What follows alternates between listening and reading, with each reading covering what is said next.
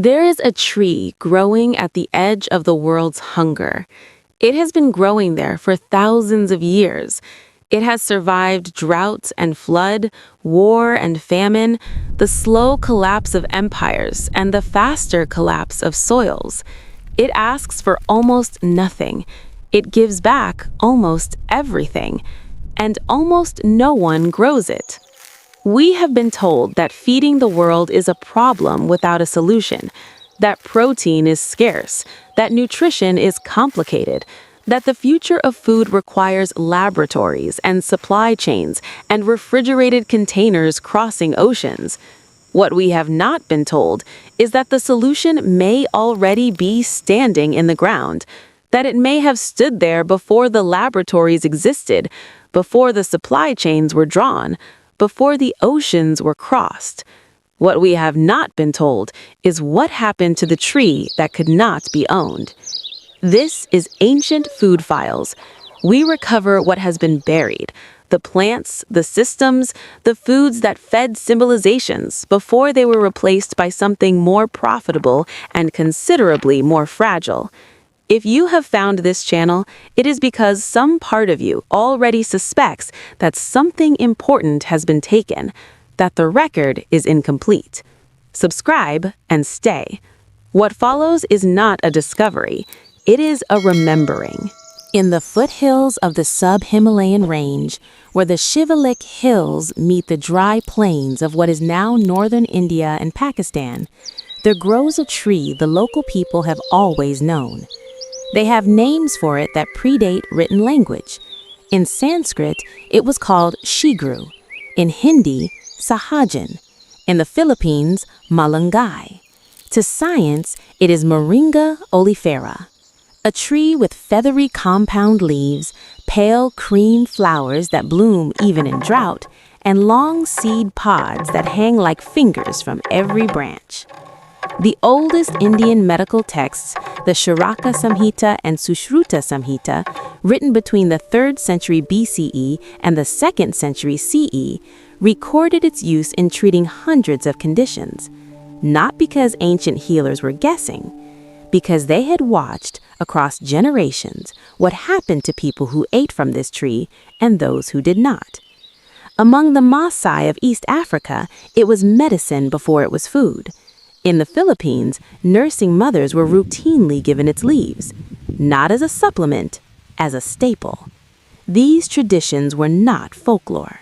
They were centuries of field observation. Stand beneath a mature moringa and look up. The leaves are small and oval, arranged in delicate rows along thin branches that stretch outward with quiet persistence. During dry season, when neighboring plants drop their leaves and wait for rain, moringa may still be green. This is not accident. This is adaptation. Moringa grows in poor soil, alkaline soil, dry soil. It tolerates extreme heat and extended drought. Once established, its taproot reaches deep underground, drawing moisture that shallow crops cannot reach. Cut it to the ground. It regrows. Harvest every leaf. Within weeks, they return. This is not just resilience, it is regeneration. And the leaves themselves are extraordinary. Gram for gram, they contain more protein than eggs, more calcium than milk, more potassium than bananas, more iron than spinach, and more vitamin C than oranges.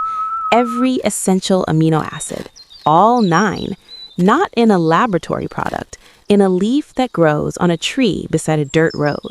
History has noticed this tree many times. The Romans pressed oil from its seeds, ben oil, using it for cooking, machinery lubrication, perfume bases, and medicine. The scholar Pliny the Elder documented it in Naturalis Historia in the 1st century. During the Bengal famine of 1943, communities with access to moringa leaves survived at higher rates than those relying solely on grain. The observation was recorded.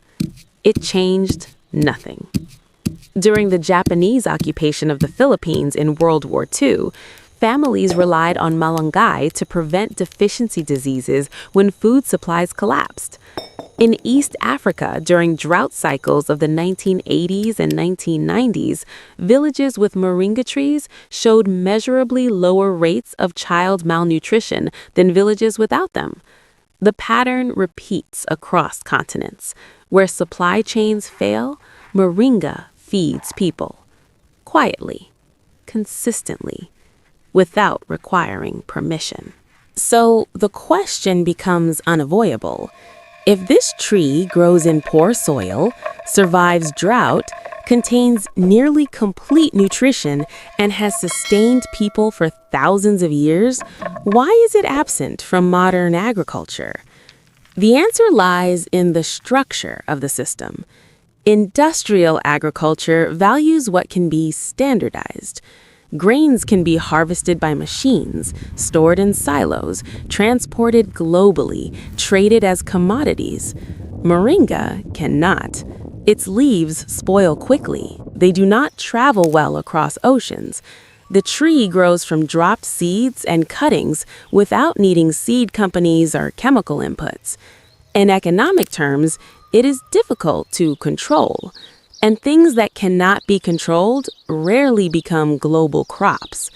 The knowledge never disappeared entirely, it simply moved to the margins, in rural gardens, in family traditions, in the memories of grandparents.